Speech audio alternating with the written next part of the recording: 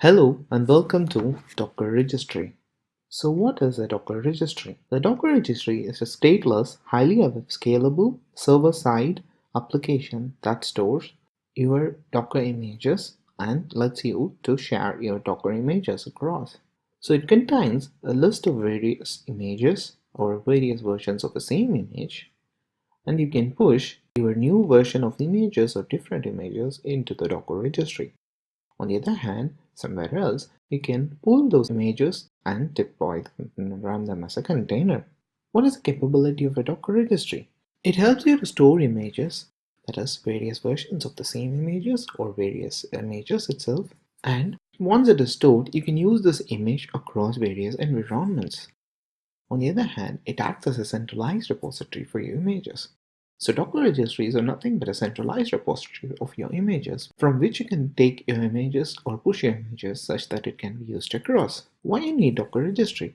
It helps you to distribute your images on large scale. For example, if you have multiple services that are running across multiple environments and you have to deploy your images, Docker registries help you to upload the image once and then ask the other services which require your images to pull the images from there.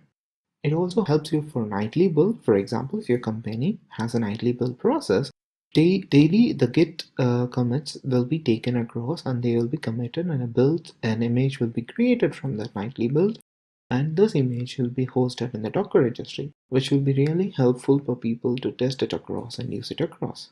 On the other hand, since we have seen how Docker tag command works, you can convert your commits into versions of the images, and these versions of the images can be used across in order to harden and test your applications that is running on across multiple CI and CD services. Let us go ahead and create a Docker registry account. To create a Docker registry account, let's go to https://hub.docker.com. Once inside the website, you have a form for sign-in. Let's go ahead and choose a Docker username. So in my case, I'm going to use Sandal Kumar, followed by the email address. Let us give the email address that you want. In my case, let me type in sandalkumaran@live.com, and then there is a password with which I have to type. Let me go ahead and type the password that I needed to, and then I just click on this captcha for I'm not a robot, and then click on sign up. Once you've signed up and confirmed your email, you can go ahead and sign into Docker Registry. In order to sign into Docker Registry, click on the sign in button.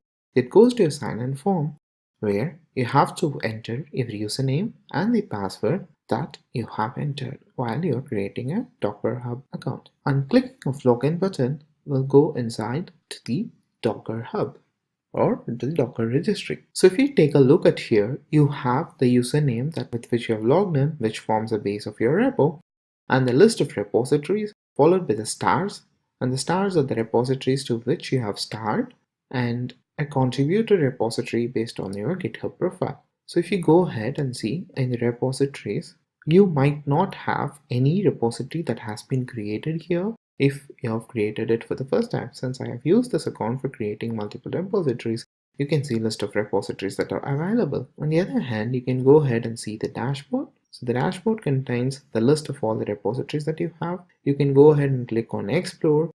On clicking on Explore, it lists down all the available repositories or the images from which you can use it. So if you go ahead, for example, into the MySQL database, so this is the official MySQL repositories. And if you take a look at here, you have 8-point versions of MySQL database, 5-point version of MySQL database, and the 5.7. In order to use those images, you can go ahead and type docker pull MySQL, which picks up the latest command. On the other hand, you can also see the tags that are available. Clicking on the tags will list down what are the tags that are available and also any vulnerabilities that the stack has inside it. You can also click organization and then go ahead and create an organization and team for your Docker repository. And then you have a create menu. Inside the create menu, you have create repository, create organization, and create an automated build. Followed by the normal profile information, the documentation of Docker repository or registry, and then help, settings, and then logout information.